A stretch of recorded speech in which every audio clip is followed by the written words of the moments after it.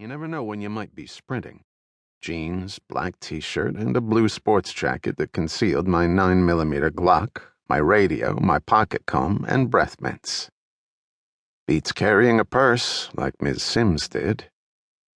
Anyway, it was a nice day in May, and the big ornamental clock across the street said 3:17.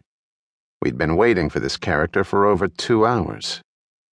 The Iranian mission to the UN is located on the upper floors of a 39-story office building off 3rd Avenue, between East 40th Street and 41st. Because of the UN, Manhattan is home to over 100 foreign missions and consulates, plus residences, and not all of these countries are our buds. So you get a lot of bad actors posing as diplomats who need to be watched, and it's a pain in the ass. They should move the UN to Iowa. But maybe I shouldn't complain. Watching bad guys pays the rent. I was the team leader today, which is a guarantee of success, and on this surveillance with me were 4 agents on foot and 3 other vehicles, another Chevy SUV and 2 Dodge minivans. The other 3 vehicles also have 1 NYPD and 1 FBI agent, which means at least one person in the vehicle knows what he or she is doing. Sorry. That wasn't nice. Also, FYI, each vehicle is equipped with the whole police package. Flashing lights in the grille, siren, tinted windows, and so forth. Inside the vehicle we have 35mm digital Nikon cameras with zoom lenses, Sony 8mm video cameras, handheld portable radios, a portable printer, and so on. We all carry a change of clothes, a Kevlar vest, Metro cards, Nextel cell phones with a walkie-talkie feature, sometimes a rifle and scope, and other equipment, depending on the assignment. Like, for instance, a little gadget that detects radioactive substances, which I don't even want to think about. In any case, we are prepared for anything, and have been since 9/11. But you know, shit happens even when you have a shit shield with you. High-tech toys aside, at the end of the day, what you need with you is an alert brain and a gun. When I was a cop, I did a lot of surveillance, so I'm used to this.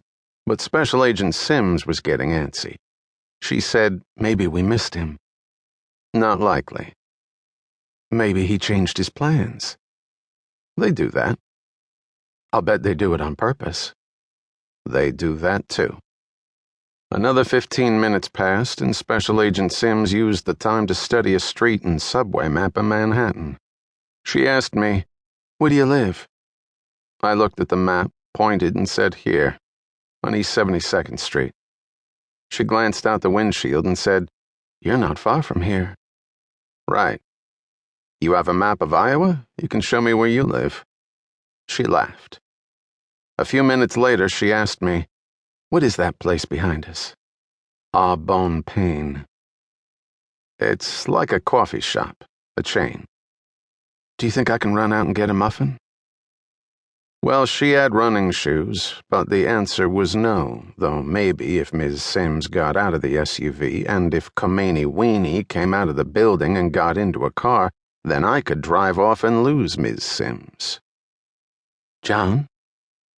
Well, my radio crackled and a voice, one of the guys on foot, said, "Target exiting subject building from courtyard, out and moving."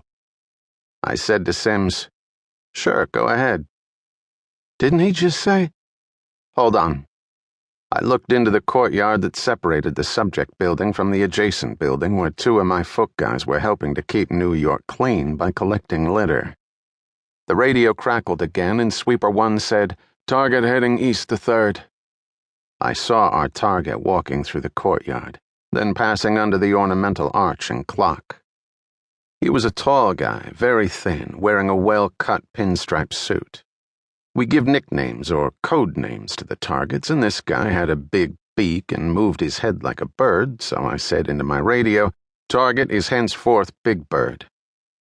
Big Bird was on the sidewalk now, and all of a sudden another guy, who I profiled as being of Mid-Eastern extraction, came up to Big Bird.